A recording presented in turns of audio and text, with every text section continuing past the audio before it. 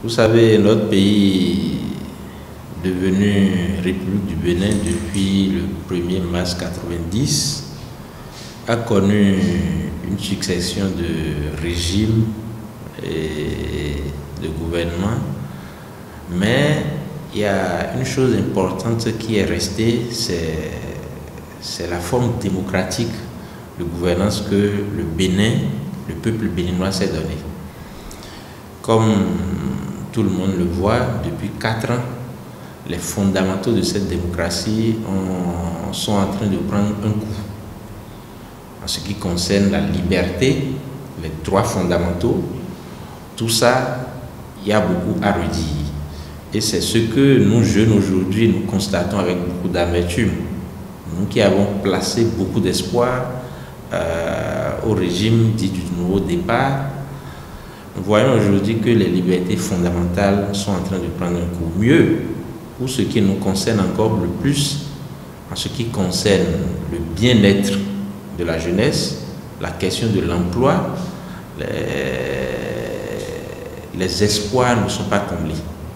Et vous n'avez qu'à descendre dans les rues et vous constaterez cette jeunesse-là qui flâne, qui est attachée au smartphone, sur les réseaux sociaux, à colporter de fausses informations, ce qui n'existe pas. C'est parce qu'ils ne sont pas occupés. Ils ne sont pas occupés. Donc aujourd'hui, nous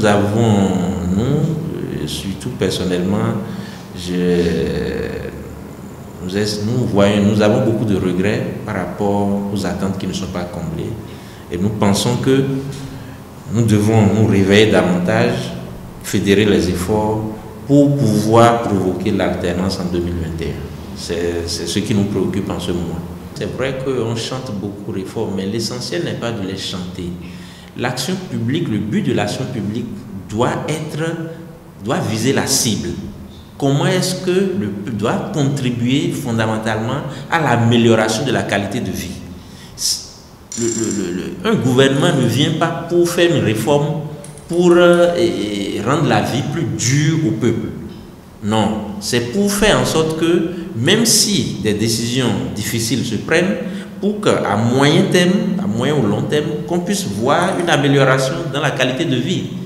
C'est ça. Donc si on chante réforme, et les réformes contribuent à rendre plus pauvres, à créer plus de chômeurs, à priver les citoyens de liberté, donc là, moi je ne comprendrai pas ces réformes-là. Maintenant, en ce qui concerne les travaux, comme vous l'avez dit, moi, et je pense également que c'est le cas de tout le monde, on ne peut pas troquer les résultats de travaux contre les libertés fondamentales. Ce n'est pas possible.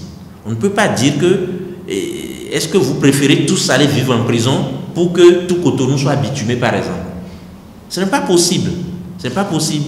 Donc, les résultats obtenus à ce niveau-là, doivent être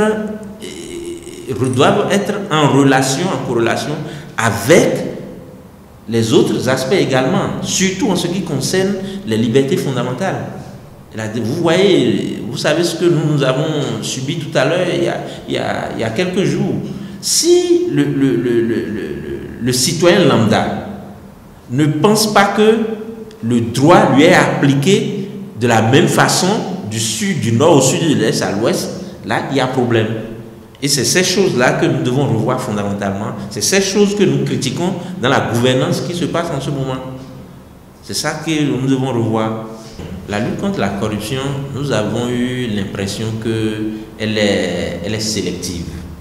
Nous avons eu l'impression qu'on a profité de cet angle pour faire une lutte contre une partie du peuple. Ceux qui ne sont pas avec nous, c'est à eux qu'on va appliquer les lois concernant ça. C'est ce que je vous disais tantôt. Lorsque le citoyen lambda, tous les citoyens du pays, n'auront pas l'impression que la loi leur est appliquée de la même façon du nord au sud, il y a problème. Et là également, c'est la même chose. Ce n'est pas moi qui le dis. Tout le peuple va vous dire que ils ont la certitude que la lutte contre la corruption est orientée contre ceux qui sont opposés à la gouvernance. C'est ça le problème. Dès lors, si c'est perçu comme ça, ça pose un problème. Ça pose un problème. On se demande alors, est-ce que ce n'est pas pensé pour? Est-ce que ce n'est pas pensé pour empêcher qu'on critique? Est-ce que ce n'est pas conçu pour empêcher qu'il y ait une voix dissonante? C'est ça le problème. Et du coup, on a du mal alors à évaluer à sa juste valeur ce qui se fait. C'est de notre droit, nous autres, qui sommes avec le peuple, de penser qu'il faut que ça change. Et il faut que ça change. De toutes les façons, en ce moment, vous aurez remarqué que l'activité politique, surtout en ce qui nous concerne, nous avons décidé de tourner au ralenti et de mettre nos priorités en face de cette pandémie qui sévit en ce moment et qui tend à bouleverser l'ordre dans le pays. Et dès lors que nous allons finir de juguler cette crise, nous reviendrons sur la nouvelle forme de lutte que nous allons engager pour que ceux qui pensent qu'il faille pérenniser ce type de gouvernance, qu'on ne puisse pas leur donner raison. Je suis déçu comme le peuple, parce que moi, je ne suis que le porte-voix d'un peuple, de cette jeunesse qui s'exprime, que vous voyez, monsieur le journaliste, vous les rencontrez dans les rues, vous les rencontrez partout.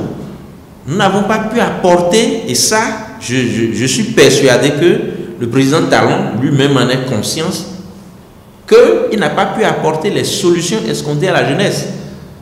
Il n'a pas pu apporter les solutions. Il ne s'agit pas... non, cette jeunesse-là ne demande qu'un bien-être, un minimum, un petit travail qui puisse lui permettre de vivre. On ne peut pas, on doit pouvoir arrimer les choses de telle sorte que le travail qui se fait, qu'on voit les résultats du côté du social. Et c'est tout là que se trouve notre déception.